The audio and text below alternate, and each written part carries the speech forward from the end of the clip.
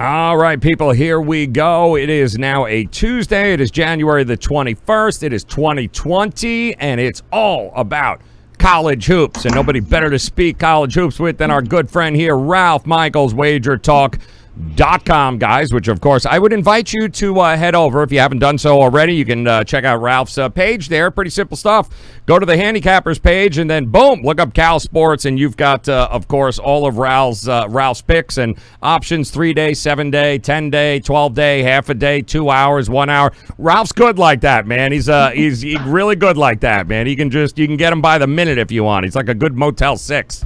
But we've got college hoops tonight. We had some games last night we told you about, and kudos to Ralph. Gave you a prairie view of all the damn games. Ralph gives you a prairie view, and it delivers. We talked about Baylor in the first half, covering the 5.5, and they ended up doing that. So it was actually a pretty good day there yesterday, Ralph, for a limited card. And the Virginia game reached 100. Yes. Barely meets the 100. That's correct. And we're sitting here scratching our heads yesterday going, wow, this number keeps going up. Like, people are actually betting an over in Virginia. Yeah, that was definitely not the right play. But we definitely got a whole bunch of interesting plays on the card here today, Ralph. Another 25, 26 games. A quick look back at yesterday and some of those games last night as far as the upsets go, Ralph. I guess, listen, the Wolfpack against Virginia. Virginia had owned them in that series, especially at home. I think they were 9-1 out of the last 10, both straight up and against the number. And it just the second half, they fell apart, Ralph. We were talking about how short of a bench NC State might have. Well, they slowed the tempo because they only played 7 players. So, NC State did what a lot of teams do when they're shorthanded, is slow the tempo, which calls for an under. We talked about a couple potential injuries. Abrahams didn't play. Yeah, neither played. So, and if you're a coach and someone has a short bench, you often want to press the pace. But Virginia is never going to press the pace. So what do you have? You have a 53-52 game, and NC State just shot a little better from three-pointer. When I say a little better, I just mean a little better because Virginia was 3 of 12. NC State was 5 of 16. So neither shot great. Yeah, no, it wasn't a fantastic performance by any stretch of the imagination, but there was a couple of individual performances last night, Ralph, that stuck out. And listen, anytime you make Merrimack makes the list here at St. Francis, it's probably a good night, Ralph, as well as Fairleigh Dickinson, Alcorn, Weber State there with Cody John taking on Portland State. That was another interesting game on the card last night, Ralph, that we were kind of going back and forth wondering who was going to show up in that game. Yeah, and again, you're looking at guys that, 4 of those 6 teams are probably games that people never bet on because they're extra or those added games. With the holiday yesterday, it was a very limited card. We had 6 or 7 regular line games plus the smaller conferences. So, you see those players, the Merrimacks and the Deshaw Andrews putting up 30 points for Alcorn State. Yep, and it's funny, Ralph, another one of those games we talked about last night. I said, man, that was a perfect spot for West Virginia to bounce back about Texas, wasn't it? It just wasn't. I figured they'd win. I wasn't sure that they were going to win by 29 friggin' points there, Ralph, covering the spread. They were almost double digits, but they cleared that no problem against Texas, and all of a sudden, Shaka Smart, that hot seat just got a little bit hotter, didn't it, at Texas? Yeah, West Virginia is a team that certainly understood they were in a good position off an embarrassing loss to Kansas State, returning home. But the question with them is their offense, and they've been very inconsistent. But at home, they put it together last night, and they rolled Texas. And, we see we see some of those other scores, St. Francis only scoring 55 and Alcorn State holding Arkansas Pine Bluff to 54. So all 3 of those covers are because of teams held defenses in the 50s. Yep, absolutely. And, of course, Yale, there we saw Yale do a pretty good job, too. All of a sudden, we got some guys that can shoot on there. Don't sleep on the Ivy Leagues. Harvard and Yale, once again, going to cause some issues here down the road. But Ralph, all in all, it was I mean, outside of Baylor last night, I guess we should mention that Baylor, too, although they held on to win that game there, they another win at home. A win is a win, and people are, for some reason, Ralph, they keep waiting for the wheels to fall off of Baylor, and I don't know that is going to happen at this point, at least anytime soon. Well, you know what you have with Baylor is you have a very good offense, an elite defense, a slow tempo, and you're going to pay a premium now for being the AP number one. So they're happy winning games by 4. I think you're going to get a lot of situations where they're going to win and not cover because you're laying the inflated number for a 16-1 team. That's the AP number one. Yep, and there are some great games on the card here tonight, guys, and we got a couple of featured games that we'll go ahead and talk about coming up, as well as take a look at the marketplace here. Our feature games today, we'll hit Butler, Villanova, Florida at LSU. And before we take a look at some of the movers and shakers on the rest of the games here, Ralph, talk to me about our trends and angles of the day here with some of these games. This one caught me by surprise. Utah State, I always think of them as a good defensive team. They're playing Air Force today. They're 31-6 over under as a home favorite off a road game like they are. The opposite, Northwestern has been an under team. There's a lot of trends facing under, and one of those, an example, 11-42 under off a road loss, facing an opponent that made more than 30% from three-point range. So, when teams shoot well the day before, you expect regression. Northwestern in an unders role in there. Northern Illinois as a road dog, when they had assists on less than 45% of your field goals. So you're going down, and that means you are not sharing the ball. You're not passing, you're just shooting. You would think the next game, well, they do get reamed the next game. 0-14 over-under, so 14 straight unders in that role. And we're going to talk about Villanova Butler, so I want to mention a stat with them. When Villanova's at home and they're coming off a poor game in which they shot under 40%, they are 19-2 against the spread. That's actually an interesting. Well, hold on to that thought. We'll get to that game in a second here, as we take a look at the marketplace, Ralph. And there's a couple of very interesting games that are moving here that we'll get your initial thoughts on. And one of them that stood out to me, it was a game I was hemming and hawing about too here, maybe to go against the home team, but.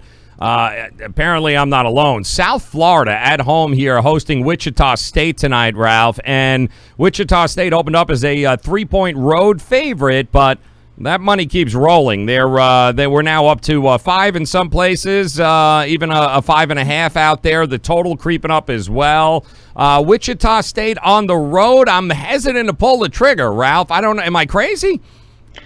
I looked at Wichita State, but the line climbed a little. I mean, there's only one way I could go. Wichita State's off back-to-back losses. And I understand the losses. They were at a double overtime game against UConn, then they played a second straight road game at Temple when they lost. And I don't think people give Houston enough credit. I have Houston power rated higher than Wichita. So, they lost a home game against them. So South Florida's only wins, at home against UConn and FAU their last 8 games.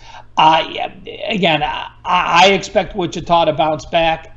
South Florida was in a battle against UCF, and they've hung tough. You look at South Florida's last 3 games: 3-point loss to East Carolina, 4-point loss to Memphis, 1-point loss to UCF. But there's such a disparity between the teams that, again, it would be Wichita off back-to-back losses or pass for me. It's got to ask you about this, Ralph, because I understand why it's getting out of control, but it's getting out of control. And that is Duke at home taking on Jim Larranaga and the University of Miami, because we're talking about, as it was, 16.5 to open, Ralph. I'm seeing 18.5 and maybe even a 19 out in the market. Listen, I get Duke's off of back-to-back losses, guys, like lost 2 in a row, but holy crap. I mean, are we really not giving Miami any credit? It just feels like they've been undervalued here, Miami, even in their last game against Florida State that they took to overtime. That sounds like something I should look up in the database, Joe. Duke off back-to-back losses. Ooh. Oh, yeah. I tweeted it about an hour and a half ago. Since the database in college basketball goes back since 2006, Duke has lost back-to-back games 14 times. The average line in their next game was minus 6.7. Okay. So we're going back some years when they weren't great. Okay. Off back-to-back losses, they're only 9-5 straight up, and they're 7-7 against the spread.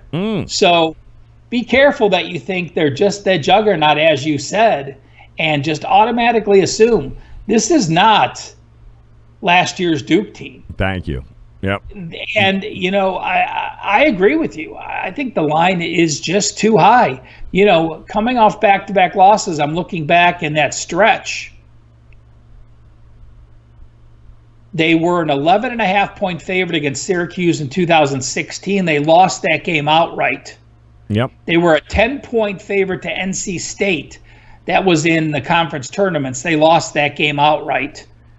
And they were a 23-point favorite against St. John's in 2008, and they won and covered that. So as a double-digit favorite, they're not only 1-2 ATS, they're 1-2 straight up off back-to-back losses. Yeah, a lot of value in that game, guys. We'll talk about that coming up here, Ralph. But the biggest total move, Ralph, that I saw on the board here today, it's not one of our featured games, but it's certainly going to be a featured game for many people.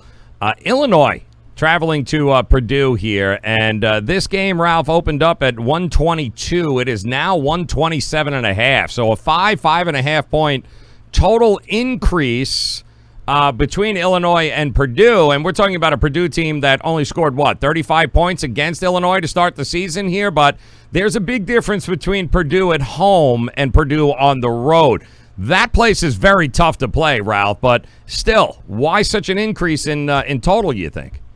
Well, I think you look at Purdue scoring, and, I understand it. You could say you scored 37 against, you scored 37 at Illinois. The double overtime game against Michigan, so that's inflated. You scored 50 on the road against Maryland. So it's really, what have you done for me lately? But as you said, they also scored 71 at home against Michigan State. It's almost a must-win for Purdue, being 1-3 the last couple games. They've played 4 overtimes in the last 5 games, two games with 2 overtimes each. I like the way Illinois is playing. Current form has my power rating higher for Illinois against Purdue. But with that quick turnaround revenge and the way they got embarrassed, and Purdue being off a loss, I just couldn't pull the trigger on Illinois. And as far as the scoring goes, I would lean under. Yeah. And I am not going to, Purdue hasn't found a consistent offense. Illinois is playing decent defense. So, it's not a move I agree with. All right. So then plenty of games on the board here, Ralph, that might provide us a little value towards an underdog here. Was there one that stuck out to you a little bit?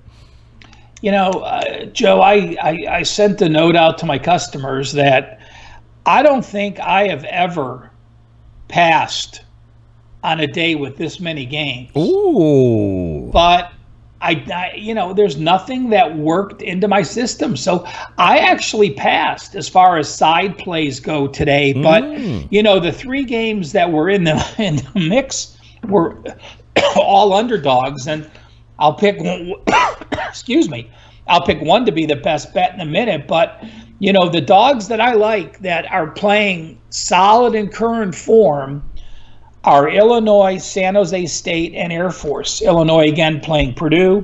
San Jose State playing New Mexico. And Air Force playing Utah State.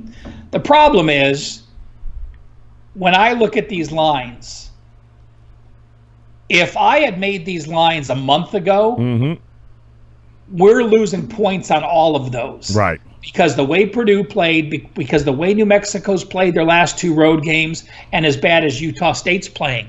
So I don't want to play into a tough home court with teams desperate to win that are off crappy road losses on dogs that just a couple weeks ago, I would have been getting 3 or 4 points more than that. So that's not the formula for success. So hence, like I said, while I lean with all 3 of those dogs, none made my card, and I didn't get to the window with any side play today. It's interesting, Ralph. I looked at Butler as a possible upset there on the road in Villanova. Tough spot, but coming off a couple of losses, Butler there.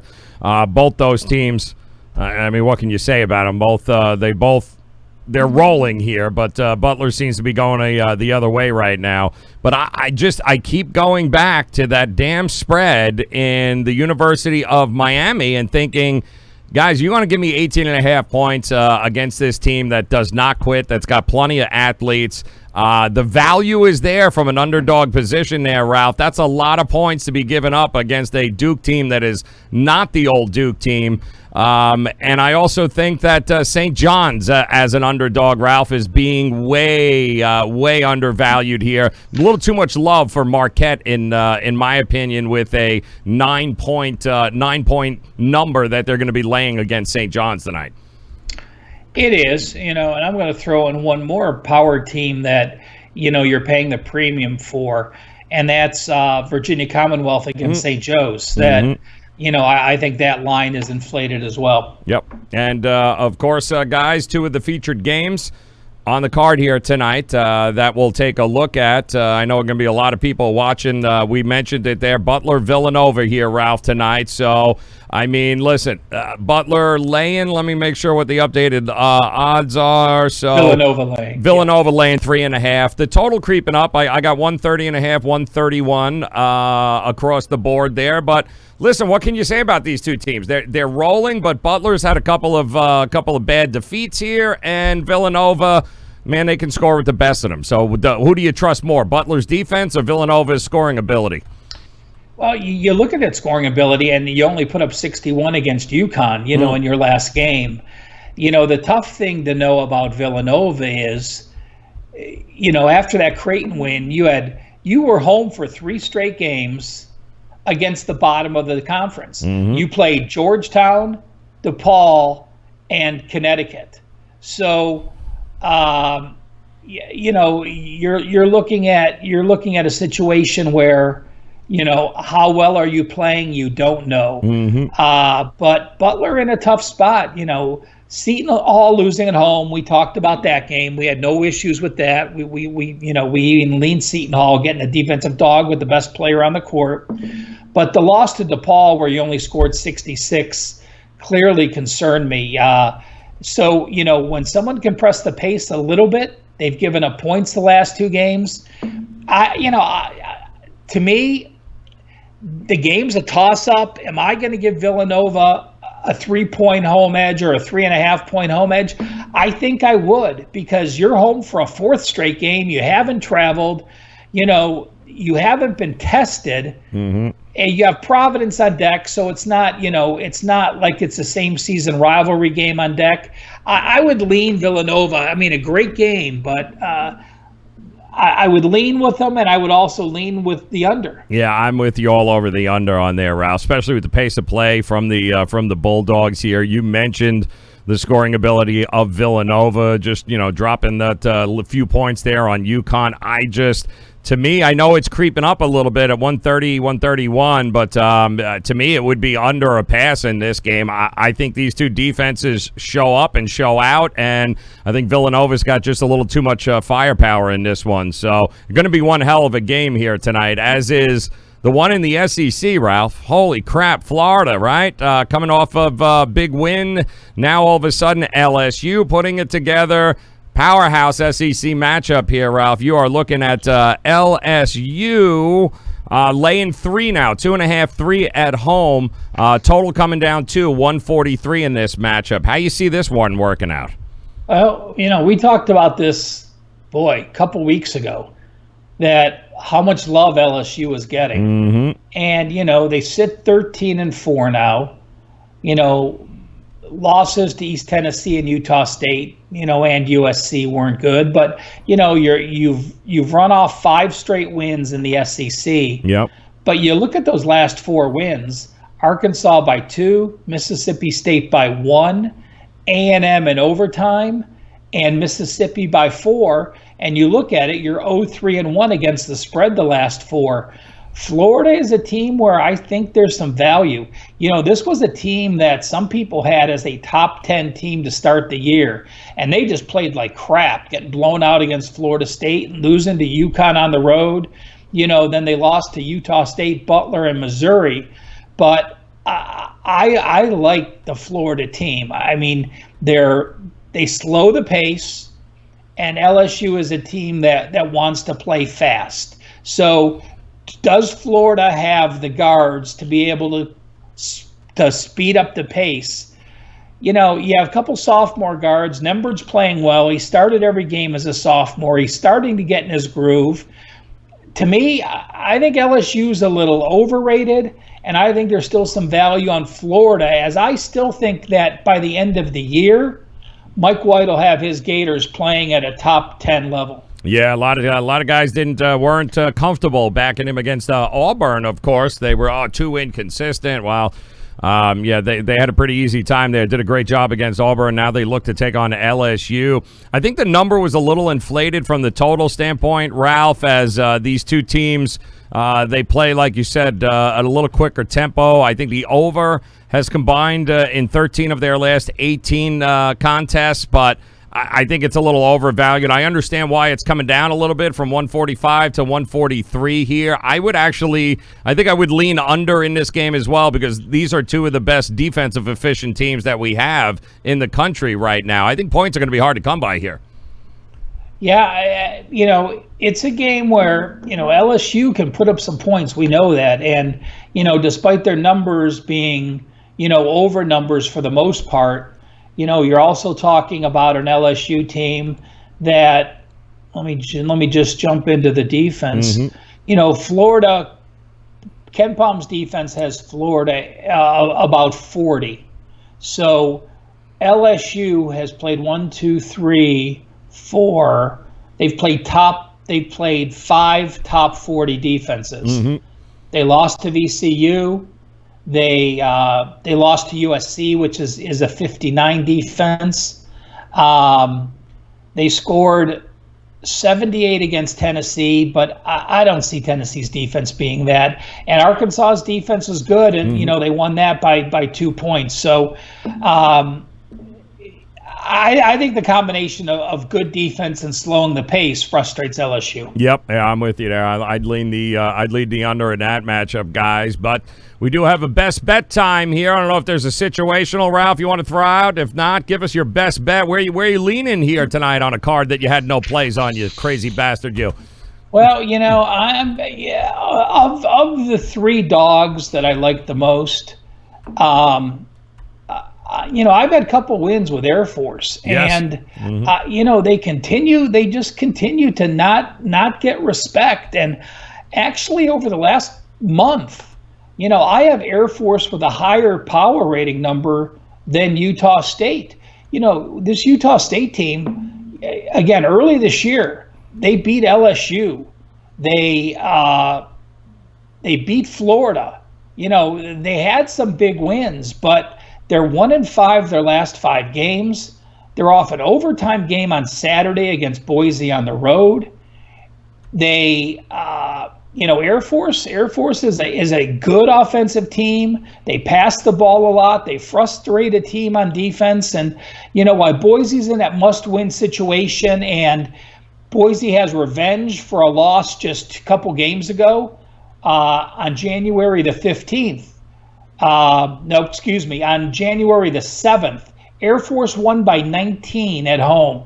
So I'm getting that same team that won by 19, that's in better current form, and I'm getting the points I am. So I will take Air Force. Going Air Force there on the points. That's true. By the way, I think the Aggies 1-8 against the number in their last 9 as a favorite, so it has not been great. I'm kind of with you.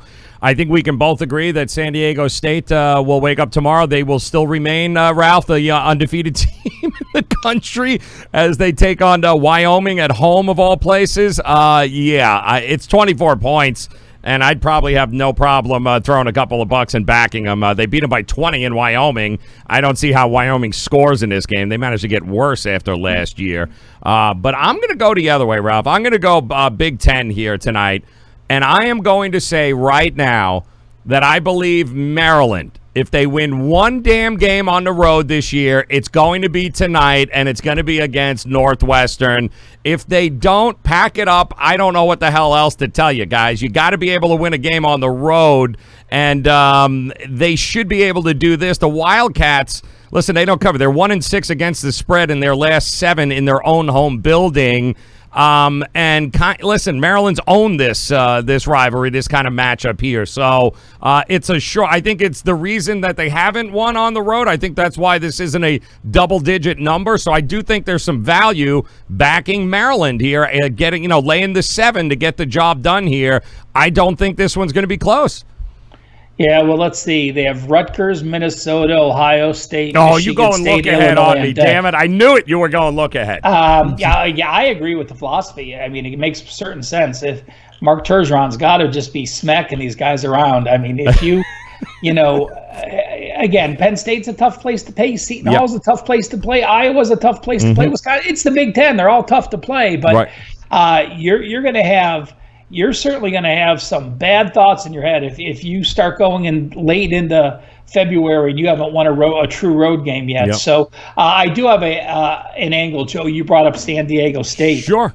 San Diego State is 3-22 over under when they're a home favorite. If they're off back-to-back wins as a favorite, obviously they're a favorite in most games. So right.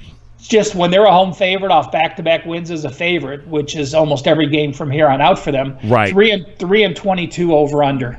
3-22 over under. All right, so the under at 118, guys, might definitely be worth taking a look. And I agree because I don't know that they're going to score more than 40 points, Wyoming. I really don't.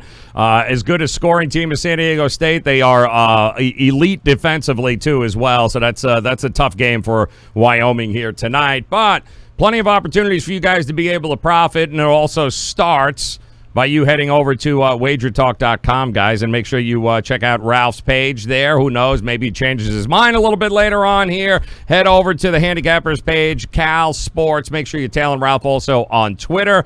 Great games on the hardwood here tonight. Only one NBA game, so you got plenty of opportunity to dive into some college hoops here tonight. Enjoy the games. Come back and join us tomorrow. Ralph and I will break them all down, and we'll get you ready for another day of college hoops, Ralph. So good luck, my man. Joe, we'll talk to you in 23. You got it.